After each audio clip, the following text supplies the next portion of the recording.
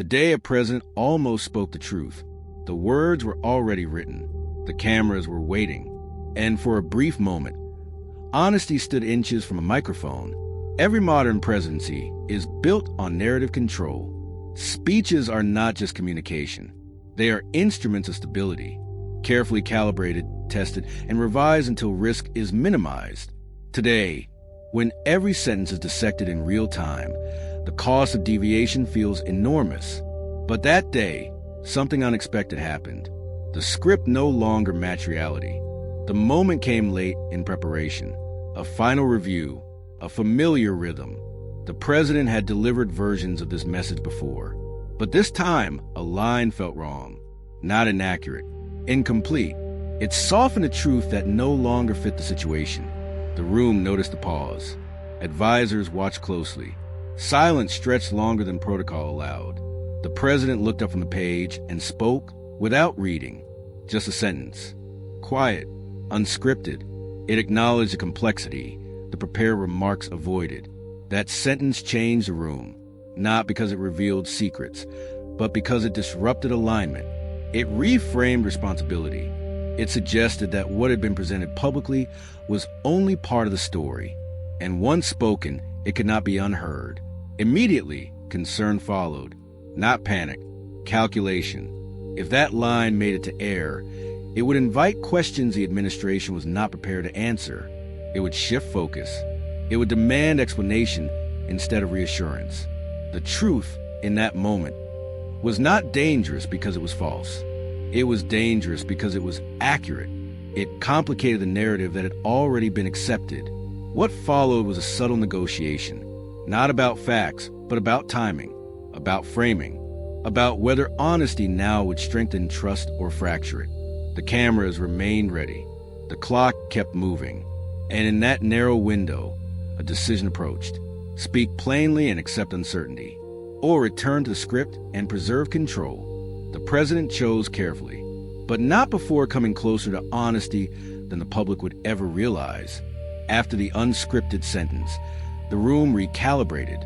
Advisors exchanged glances, measuring consequences faster than words could form. The risk was not backlash. It was momentum. Once truth enters a narrative, it rarely stays contained. The conversation shifted from content to containment. How much deviation could be absorbed? Whether clarity would invite credibility or vulnerability. In modern politics, those two often compete. The truth may be trusted, but it is rarely convenient. The president listened, not passively, but intently. This was not about being corrected. It was about deciding which version of reality could be managed. The unscripted line lingered in the air, forcing everyone to confront what they were omitting. Some argued that the public could handle nuance, that transparency might reduce speculation.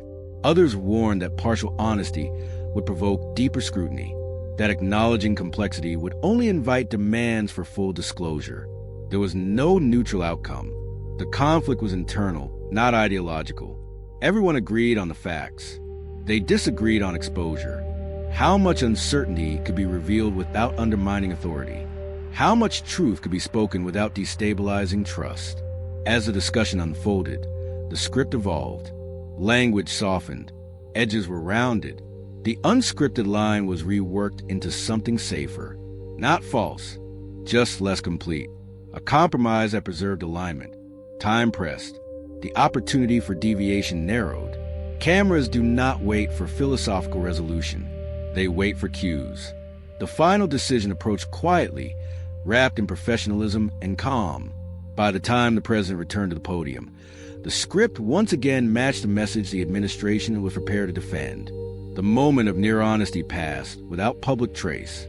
But for those in the room, it left a mark, because they had seen how close truth had come to the microphone and how deliberately it had been guided away. As the speech went live, the words landed smoothly. Headlines formed quickly. Analysts echoed familiar interpretations. To the public, it was a normal address, measured, reassuring, controlled. Nothing appeared out of place. Inside the administration, the moment replayed differently. The near deviation lingered as a reference point, A reminder of the version that almost existed. That contrast sharpened awareness of what had been chosen and what had been set aside. The conflict deepened over time. The decision to soften the truth did not end discussion. It postponed it. Questions that might have surfaced immediately emerged later, reframed by events rather than acknowledged up front. What had been avoided in clarity returned as speculation. Advisors began managing not just policy, but narrative debt.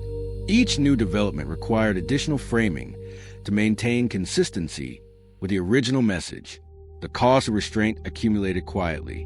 Trust was preserved in the short term, but flexibility narrowed. The president felt it too. Leaders carry the weight of what they do not say.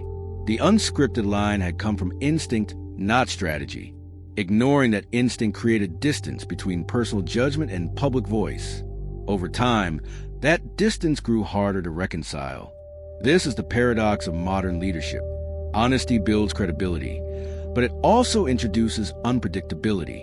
Control maintains stability, but it demands omission. Choosing between them is rarely clear. And once a choice is made, it shapes every message that follows. The near truth became a quiet benchmark, a reminder that alternative paths had existed, that transparency had been possible, and that the decision to withhold was not about deception, but about timing. Yet timing has consequences. When reality eventually asserts itself, it does so without regard for narrative plans.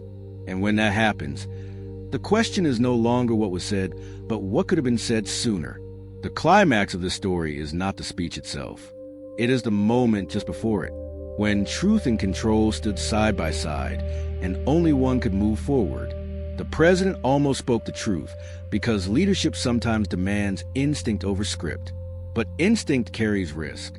And in a system built to minimize uncertainty, risk is managed by restraint. The resolution is not about dishonesty. It is about calculation. The truth was not denied. It was delayed, packaged, softened into something survivable. In the short term, that choice preserved stability. In the long term, it reshaped trust. What the public heard that day was coherence. What they did not hear was complexity.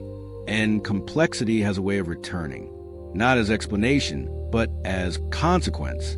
This moment reflects a broader reality of modern governance. Transparency is praised, but only within safe limits. Truth is valued, but only when it can be controlled. The closer honesty comes to unpredictability, the more resistance it meets. The story of the almost spoken truth is not unique. It repeats wherever leaders weigh candor against cohesion, wherever clarity competes with control, wherever silence feels safer than uncertainty. The question that remains is not whether the truth should have been spoken. It is what happens when truth waits too long. Subscribe to join the journey.